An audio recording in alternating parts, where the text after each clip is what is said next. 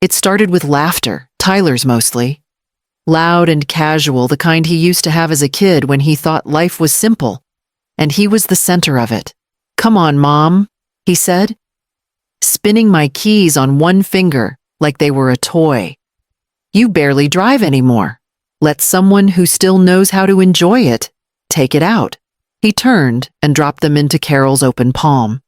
She caught them mid-sentence. "Oh, I wouldn't want to, well, actually, why not?" She giggled already, halfway to the driveway. I blinked my hand halfway to my purse where the spare key used to be. My mouth opened, but the words didn't come fast enough.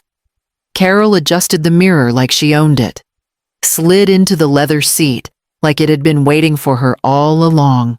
I watched her grip the steering wheel with both hands, rev the engine, then flash a proud grin at the rest of the table. Everyone clapped. Tyler's wife beamed. Even the neighbor chuckled from across the yard. I stood there still holding the coffee mug I'd brought from home, its warmth already fading. No one noticed. I wasn't asked. I wasn't warned.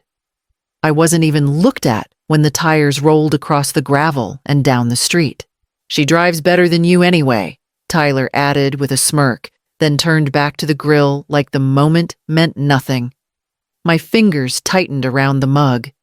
It was chipped on the rim, one of the few things I still had from the old house. I set it down slowly, not trusting myself to speak. They were all laughing. They were all happy. And somehow, I was the one who felt like an intruder at my own table.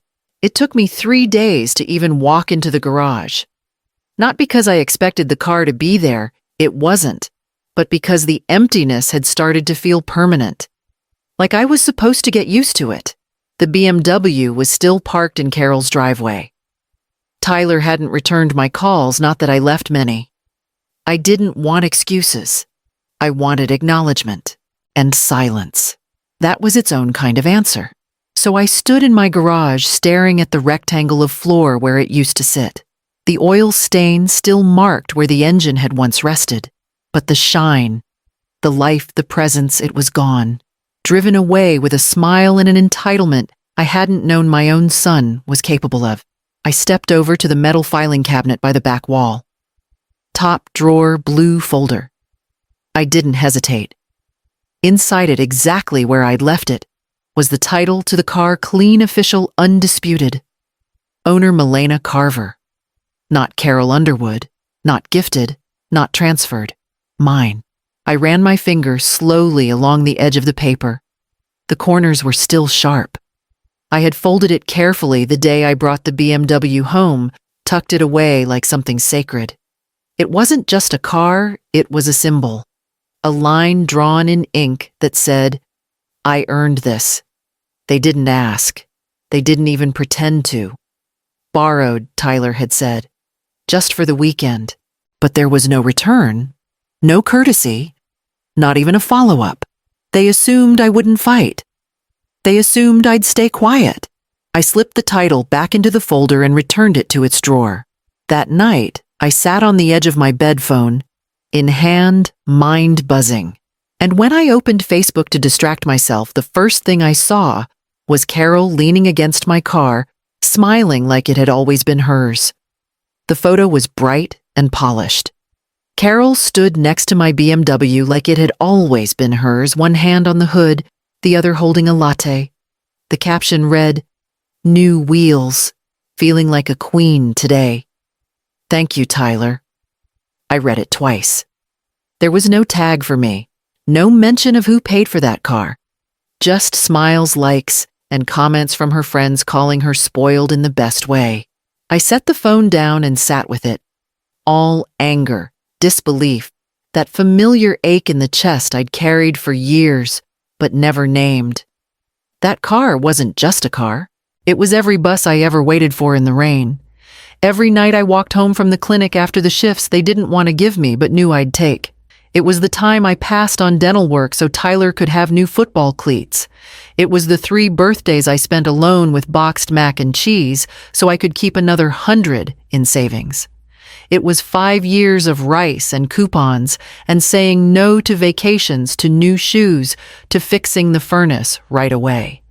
It was the envelope I kept tucked behind the books in the cupboard, marked only for me. I'd never bought anything new, not even a mattress. But that car, I picked the model, the trim, the stitching. I test drove it twice and paid in full. No loans, no cosigner, no help. It wasn't about showing off. It was about finally having something that said, "You made it." I had planned to drive it up the coast, stop at little diners, stay in small motels, and finally see the parts of Oregon I'd only passed through in someone else's back seat. But now, I couldn't even drive it to the grocery store without wondering who thought it really belonged to them. I picked up the phone again and tapped on Carol's profile. And that's when I saw the next photo. There were more photos. 3, maybe 4. Carol had taken the BMW to the coast, the very place I'd dreamed of going. In one, she stood on a cliff's edge with the ocean behind her, the car parked just out of frame, but close enough to gleam. In another, she leaned against the hood in oversized sunglasses, captioned, "Nothing," like a little freedom and fresh air. I could get used to this. She'd even geotagged the location Astoria Bay viewpoint. I recognized it instantly. That's where I'd imagined watching the sunset on my first real solo trip. I scrolled through the comments. Friends cheering her on. "Yes, Queen. You deserve it. Tell Tyler he's a keeper." And she replied to every single one of them. But not a word about me. Not a whisper of who actually owned the car. Not even a tag like I had never existed in the story at all. I felt hollow. Like someone had written me out of my own life and replaced me with a woman who had smiled just enough for the camera to believe her. I clicked on her profile photo, one of her and Tyler, standing by a bonfire last summer. My son with his arm around someone else's mother. And me not even invited to that trip. I didn't feel anger yet. Not fully. It was something colder than that. Something quieter. A pressure that sat in the chest like an unanswered question. I closed the app and stared at the wall. She didn't just borrow the car. She took the joy, the pride, the memory I hadn't made yet. And Tyler let her. Not once had he asked if it was okay. Not once had he checked to see if I minded. But now, I was starting to wonder if this was really about the car at all. So I pulled out the paperwork from the drawer and made a call. I hadn't spoken to Sonia in over a year, not since I retired. But when I walked into the county title office that Thursday morning, she looked up from her desk and smiled like I'd never left. "Milena," she said, standing to give me a hug. "You look good. What brings you in?" I didn't waste time with small talk. I handed her the manila folder with my vehicle title inside. "I just need you to run a quick check. On my car. BMW X3 Black 2024. She raised an eyebrow. "Trouble?" I forced a smile. "Let's just say it's complicated." She typed in the VIN and pulled up the record. "Yep, still listed under your name. No liens, no co-owners, no changes made." I nodded, trying not to exhale too loudly. At least they hadn't gotten that far. But then her brow furrowed. "Wait." She clicked into the activity log and turned the monitor slightly toward me. This was submitted 3 days ago. Someone tried to transfer the title. To who I asked, though, I already knew. She clicked again. "Carol Underwood. From the same address as your son." She paused. "Did you authorize this?" I didn't answer. Just watched her face as she scrolled further. "It was flagged," Sonia said. "The signature didn't match your DMV records, so we didn't process it. But they did submit the form." She printed it out and handed it to me. And there it was, my name spelled correctly, but the handwriting sloppy. Like someone had tried to imitate my cursive without realizing how distinctive it actually was. "That's not mine," I said. "I didn't think so." She lowered her voice. "Do you want to report this as attempted fraud?" I didn't answer right away. My eyes were locked on the fake signature, the confident loop of the C in Carver, that looked nothing like mine. I folded the paper slowly, slid it into my purse, and said, "Not yet," because first I wanted to see just how far they were willing to go. And by Monday, I had my answer. The precinct smelled like coffee and floor wax. Two things that never quite covered the exhaustion in the air. I waited on a hard bench until a young officer called me back, then led me to a small room with a square table and a stack of intake forms. Detective Mara Connors met me 5 minutes later. Firm handshake, clear eyes, and the kind of voice that made you believe she actually paid attention. I handed her the document Sonia had printed. "This signature isn't mine," I said. "And I never gave permission to transfer anything." She examined it quietly, then looked up. "Carol Underwood. That's your daughter-in-law's mother?" "Yes. She has the car. My son gave her the keys, but the title is mine. I never signed anything over. I have the original registration insurance and purchase papers." "You're saying she forged your signature?" I nodded. "And she submitted it to the DMV without my knowledge." Detective Connors clicked her pen and began to take notes. "We've had a rise in this kind of thing lately. Elder financial coercion. Family thinking they're entitled to assets before they actually are. She even posted it online," I said. "Photos with the car acting like it's hers. And your son, he knew, he enabled it." Connors sat back and tapped her pen twice on the table. "I'll need to open a fraud file. I'll also request the surveillance footage from the DMV Dropbox and send a formal flag to the vehicle registry. Once it's in the system, any attempt to change ownership or refinance the car will trigger a fraud alert." She gave me a thin, knowing smile. "It won't be invisible anymore." I signed the formal complaint. My hand shook slightly as I did it, but I didn't let it show. By the time I got home, I'd already received the confirmation the VIN was flagged. The paperwork couldn't move. And the car was still mine. But Carol didn't know that yet. And neither did Tyler when I showed up unannounced in their driveway. I pulled up to Tyler's house in Carol's rust-colored sedan, the one that wheezed every time I hit the brakes. It clashed sharply against the clean lines of my BMW parked in their driveway. I sat for a moment staring at it, gleaming polished, as if it had never belonged to anyone else. Carol came out first, sunglasses perched on her head, holding a takeout cup in one hand and the key fob in the other. She didn't flinch when she saw me. In fact, she smiled. "Hey, Milena. We were just about to run some errands," she said, sliding into the driver's seat, like she'd done it 100 times. I walked up without a word and looked at the back of the car. A temporary tag had been taped to the window, issued just days ago, with Carol's name printed across it. The forged name. The fake permission. Tyler stepped out next, clearly annoyed. "You didn't call first." "I didn't need to," I said. "It's still my car." He sighed, rubbing the back of his neck like he was the one being burdened. "Mom, you're blowing this out of proportion." "Am I?" "It's just a car." "You don't even drive it?" "Carol's been taking care of it." "No harm done."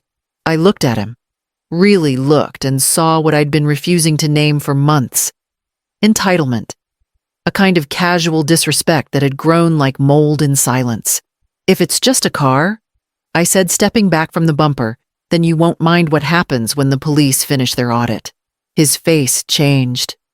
"What? The title fraud? The forged paperwork? The DMV investigation?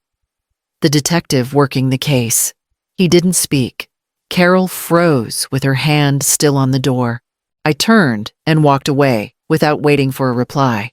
By the time I got home, my phone was already ringing. Unknown number. I let it go to voicemail. Then the next morning, I heard the knock on my door. The knock came at 6:12 a.m. I was already awake, sipping coffee in my robe, waiting for it. 2 officers stood at the door, one holding a clipboard, the other already glancing toward the driveway. "Ms. Carver, Detective Connors sent us. We have a signed warrant for recovery and questioning regarding vehicle title fraud." I nodded once. You'll find it parked at 1817 Oak Hill. Silver BMW X3. Carol Underwood's driving it. They didn't need directions. They already had the address. An hour later, I stood across the street while they rolled up. I didn't get too close, just enough to see what I needed to. Carol opened the door in her bathrobe hair still in curlers. Tyler was behind her barefoot, his jaw hanging open, as the officer read the warrant out loud. They separated them immediately, Carol on the porch, with one officer, Tyler, sitting in the squad car with another. I could see the way Carol's mouth moved, fast defensive, trying to explain it away. She said I could have it. She insisted loud enough for me to hear across the lawn. It was verbal. She just didn't feel like doing the paperwork. That's when I stepped forward and handed the detective my phone. Would you like to hear the voicemail, I asked? I tapped play. Carol's voice clear as a bell. Don't worry. Once we switch the title, she won't even know. The woman doesn't check a thing. The officer didn't even blink. That's all I needed. They didn't arrest her, not yet. But the official report was filed and the car was towed on the spot. I watched as the BMW rolled away my name, now protected by the very system she'd tried to cheat. Tyler wouldn't look at me. Carol stood in the doorway, arms crossed, lips pressed tight, like she couldn't believe I'd actually fought back. But I had. And before the week ended, I made one more stop at my attorney's office. The letter came 2 days later. Official, printed on county letterhead. Carol Underwood was being formally charged with attempted fraud and forgery of legal documents. The file included the voicemail, the fake title application, and the DMV's handwriting analysis. Tyler was listed as a cooperating witness. He wouldn't face charges, but the warning on record was clear complicity carried weight, even if it didn't carry time. I read the letter twice. Then I folded it, tucked it into a drawer I rarely opened, and locked it. By Friday, the BMW was back in my driveway. The officer who delivered it asked if I wanted to file for a restraining order. I said no. I didn't need one. I wasn't afraid of them anymore. I pulled the car into the garage myself, closed the door behind me, and sat there in silence. No music. No engine running. Just me in the driver's seat of the one thing I had bought for myself and fought to keep. The garage was still half cluttered with old garden tools and a folding chair Tyler once broke and never replaced. But the car sat perfectly between the lines like it had never left. I opened the glove box and touched the title again, still in my name. Still proof that no one could rewrite me out of my own life. The next morning, I visited my lawyer. The will had been sitting unchanged for years, Tyler's name inked in carefully next to my house, my savings, and anything left of value. Now, I crossed it out. We rewrote the documents line by line, clean and final. My estate would go to 2 local charities, a former student I'd mentored, and a scholarship fund for single mothers returning to school. Tyler's name didn't appear once. When I left the office, the sun had broken through the clouds. I didn't look back. It took a few weeks before I touched the car again. Not because I was afraid of what it reminded me of, but because I needed to reclaim it on my own terms. When I finally slid into the driver's seat, there was no hesitation. The seat adjusted automatically, the engine purred, and the morning was mine. I packed a small thermos of coffee, tucked my notebook into the passenger seat, and headed toward the coast. The Pacific always calmed me, endless, steady, unbothered by whatever chaos had passed through my life. Highway 101 opened up around mile 20, hugging the cliffs in long, quiet curves. I rolled the window down, letting the salt air cut through the silence. Sunlight slipped through the clouds and warmed my left shoulder as I drove. It felt like a blessing, or maybe just proof that not everything good has to be earned through suffering. There was no destination, no schedule, no one waiting for me, and no one expecting anything. I pulled into an overlook just south of Cape Falcon, where the water stretched wide and the trees leaned into the wind like they'd learned how to bend without breaking. I took a sip of coffee. It was lukewarm, but it didn't matter. I wasn't drinking it for comfort. I was drinking it for the ritual, for the quiet promise that this moment was mine. I reached for my notebook and opened to a fresh page. The pen moved without pause. They tried to take the car, but I took back my dignity. I sat with those words for a while. They didn't feel like revenge. They felt like truth, like something I would carry with me long after the engine cooled. When I closed the notebook and looked out at the water, I didn't feel erased anymore. I felt unshakable.